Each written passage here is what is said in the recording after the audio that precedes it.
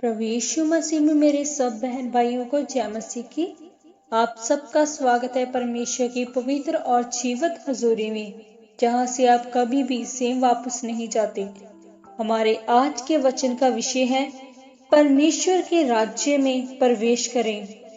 आज का वचन जो हम पढ़ेंगे, पहला यूहन्ना 5 अध्याय उसकी 1 आयत में लिखा है, जिसका ये विश्वास है कि यीशु ही मसीह है, वह परमेश्वर से उत्पन्न हुआ है, और जो कोई उत्पन्न करने वाले से प्रेम रखता है वह उससे भी प्रेम रखता है जो उससे उत्पन्न हुआ है।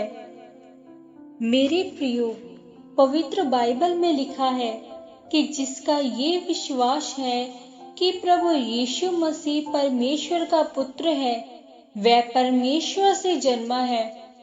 अगर आप मानते हैं कि आप परमेश्वर से पैदा हुए हैं, तो आप उन सब चीजों से प्यार करेंगे जो परमेश्वर से पैदा हुई है, यानी कि आप अपने भाइयों से भी प्यार करेंगे।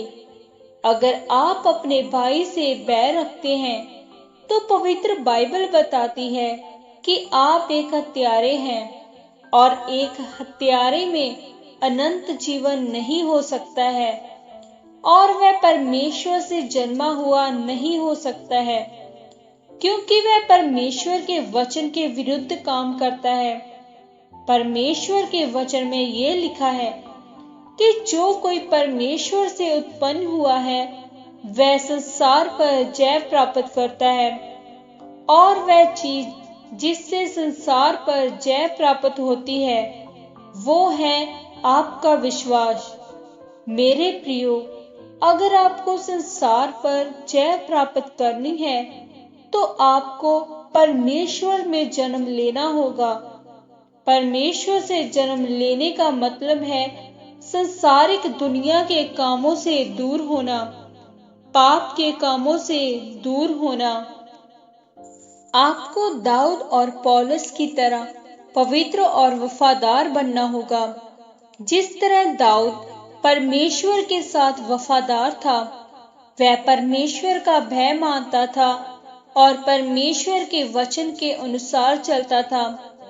आपको भी दाऊद की तरह परमेश्वर के साथ वफादार और पवित्र बनना होगा। फिर ही आप संसार पर जय प्राप्त कर पाएंगे। मेरे प्रियो, अगर आप अनंत जीवन पाना चाहते हैं, तो आपको नए सिरे से जन्म लेना पड़ेगा। जिस प्रकार प्रभु यीशु मसीह ने कहा, यदि कोई नए सिरे से ना जन्मे तो वह परमेश्वर के राज्य को नहीं देख सकता।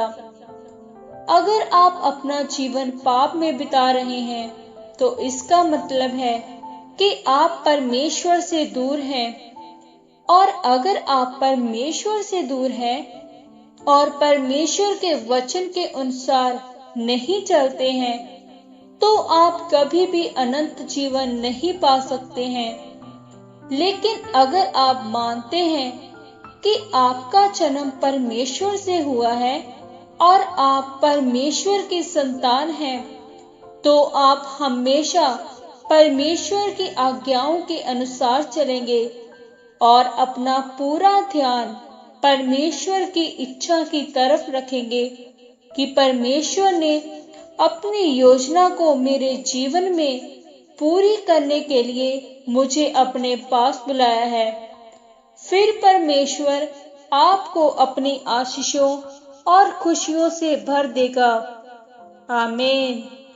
आज के इस पवित्र वचन के द्वारा परमेश्वर आप सबको आशीष दे। सबको जय मसीह की। चैनल को सब्सक्राइब करना और वीडियो को लाइक करना बिल्कुल मत भूलें।